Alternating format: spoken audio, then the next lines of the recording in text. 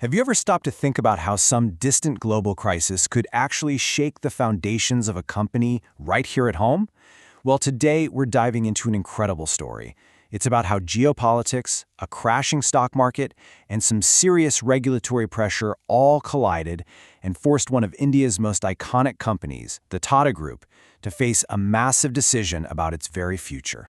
You know, this isn't really just one story. It's more like three different stories all woven together. It all kicks off with a military conflict thousands of miles away. That conflict then triggers a financial meltdown, which, in turn, cracks open a huge, defining rift right at the top of a 150-year-old empire. All right, so let's set the stage. To really get what's happening inside the Tata Group, you first have to understand the perfect economic storm that was brewing just outside its doors. So, picture this. It's early 2026, and the world is on edge. A US-led military campaign against Iran suddenly erupts, and the immediate result? The Strait of Hormuz gets shut down. Now, this isn't just some random waterway. It's literally the jugular vein for about a fifth of the world's oil supply. Its closure sparks the biggest energy shock we've seen in ages and sends these massive waves of panic across the globe. And on top of that, the US starts threatening sanctions on anyone who dares to keep buying Iranian oil. It's a real tinderbox. So, you might be wondering, how does a crisis in the Persian Gulf slam into Dalal Street, which is basically Mumbai's Wall Street? Well, let me tell you, this global shockwave didn't just ripple through the Indian economy, it hit it like a tidal wave. Wow. I mean, this one number really tells you everything you need to know. India's main stock index, the Sensex, took a nosedive of more than 1,000 points in a single day. Just gone. Billions in investor wealth just wiped out in a few hours. So what on earth caused this absolute freefall? Well, it wasn't just one single thing. It was more like a domino effect. First, you had foreign investors getting spooked. They pulled a staggering 32,800 crore rupees out of the market in just 6 days. That is a massive vote of no confidence. At the exact same time, the Indian rupee started to weaken, making Indian investments look less appealing. Then, you had local investors who started panic selling major bank stocks to lock in whatever profits they had left. And of course, the general fear spreading from markets all over the world just poured gasoline on the fire. And right here, this is where the story takes a huge turn. All of this intense pressure from the market basically took a long-simmering problem for the Tata Group and turned it into a full-blown crisis that they just couldn't ignore anymore.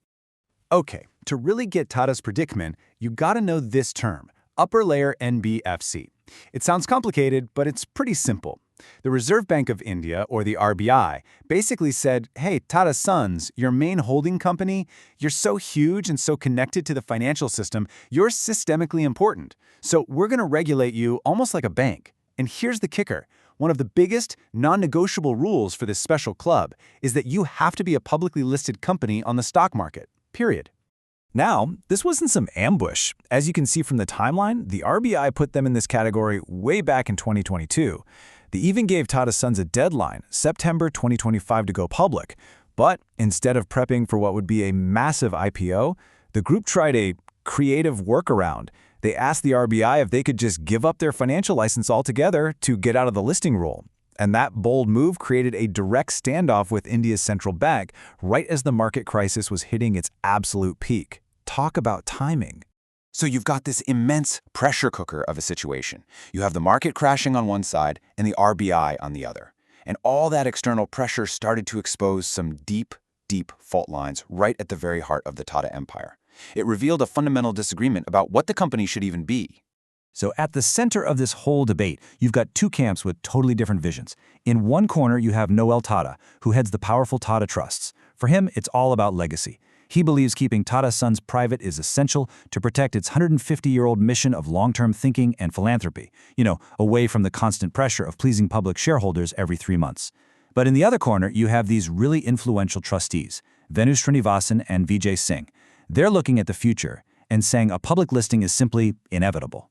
They argue that the only way to fund the group's huge ambitions in things like semiconductors, defense tech, and aviation is to tap the public markets for capital. And if you thought the pressure was just coming from inside the boardroom, think again. The group's single largest minority shareholder, the Shapoorji Pallonji Group, came out with this incredibly powerful statement. They framed the IPO not just as a business decision, but as a moral and social imperative. I mean, that's a move that takes a private corporate fight and puts it squarely in the public spotlight. So what you have to realize is, this isn't just about a stock offering. No way. This has blown up into a fundamental battle for the soul of the Tata empire, its identity, its direction, its whole future.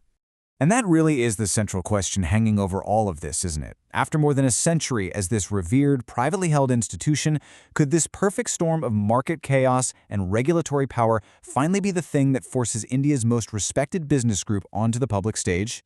And just to give you a sense of the stakes here, they are absolutely astronomical. Analysts figure that if Tata Sons did an IPO, it could be valued as high as 8 lakh crore rupees. That's over $100 billion US. An IPO that massive wouldn't just be big, it would completely reshape the entire Indian stock market. So at the end of the day, the path they choose is going to be a defining moment. Will they remain this private fortress focused on a long-term legacy? Or will they embrace the public markets to fuel their next wave of growth? It's a decision that's going to echo through the next chapter of a company that has, for 150 years, helped shape India itself. So what's your take? Should they go public or stay private? Let us know what you think down in the comments. And hey, if you found this explainer interesting, do us a favor and hit that like button, share it with a friend, and subscribe for more deep dives just like this one. Thanks for watching.